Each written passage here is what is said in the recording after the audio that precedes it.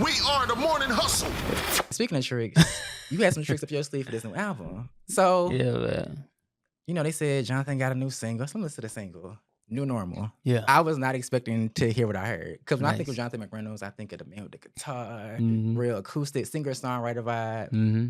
And this had a little rhythm to it. I said, wait, hold on. My foot tapping. It felt very cinematic.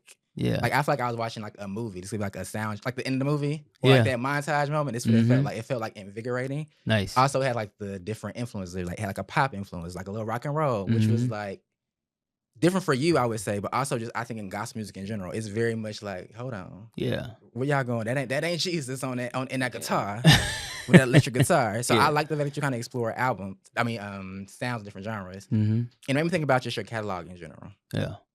And the idea that how an artist's catalog can almost be in conversation with each other, like the different songs. Yeah, man. Something about all the songs that I know that I like by you. So I'm thinking like Coming Out, One Prayer Away, Maintain Pressure. Mm-hmm. And these songs, in a sense, are kind of like pleading with God, in a sense. It's like there's like a plea, like, God, I need these things, help me with these things. But then New Normal is like, now you're receiving from God. Like you pray all these prayers. There you go.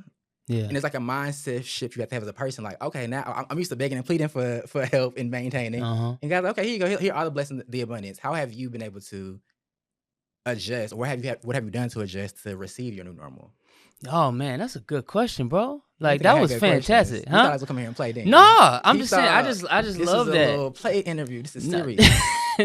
this Hard hitting news journalism. Hey, man, no, that's good. That's really good.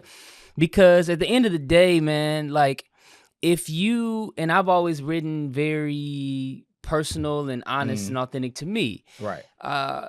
If you had a journal, if you had a diary of songs or whatever, your 2025 or 2026 would talk to your 2018. Right. Period. Because of whatever you were praying for then, maybe you got it, maybe you got it and lost it, maybe you got it and realized you didn't want it, I ain't want it no maybe more. whatever, or maybe you had it all the time. And so I think that it's only natural and maybe even accidental that my songs can kind of talk to each other. Like I think about even No Gray, which is kind of the first song that, put me on the map, and how much, it held up this standard of holiness and get your together, you know what I'm saying? And then, by the time I get to the People album, I'm talking about grace, you know what I'm saying? Because I realized that as much as I try to get myself together, I still needed way more grace than I ever would have thought.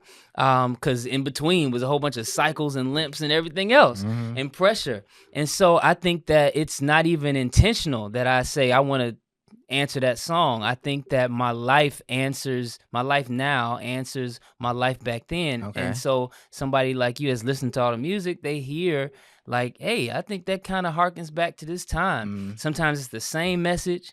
I was thinking about my song Loving Me and then my song Still. You know what I'm saying? It's all about how God sees all this stuff, right, and still loves me after all of this. I'm beating myself up, and even God is like, but I still love you, son.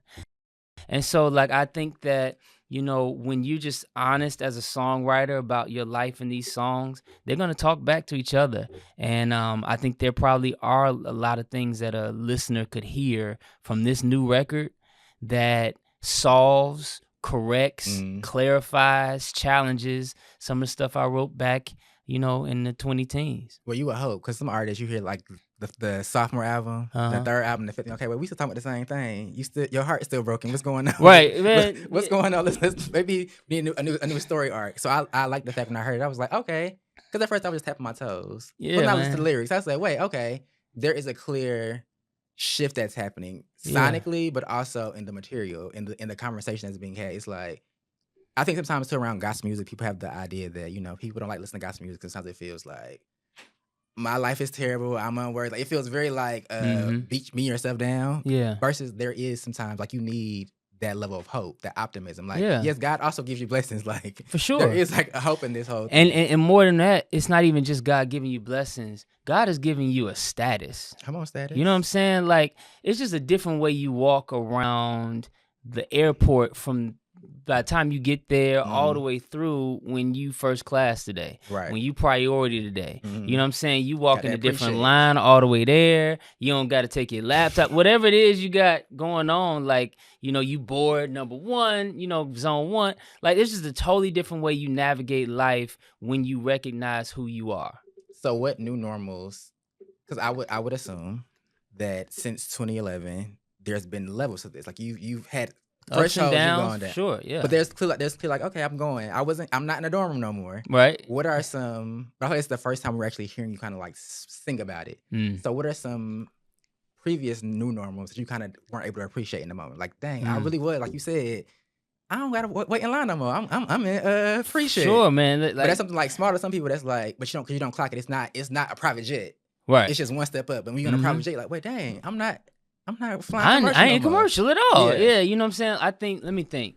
I think it shows up in a lot of different ways, man. Like, it shows up in how I'm received at award shows. You know what I'm saying? Whereas, you know, I think a lot of artists can track which rows they are sitting in. You know what I'm saying? I remember when I was sitting in a balcony, right? You know, just kind of watching. Then I remember when I finally got to the floor, and then I got to the front 10 rows, and then I'm on the second row. Now I'm in a camera seat every year.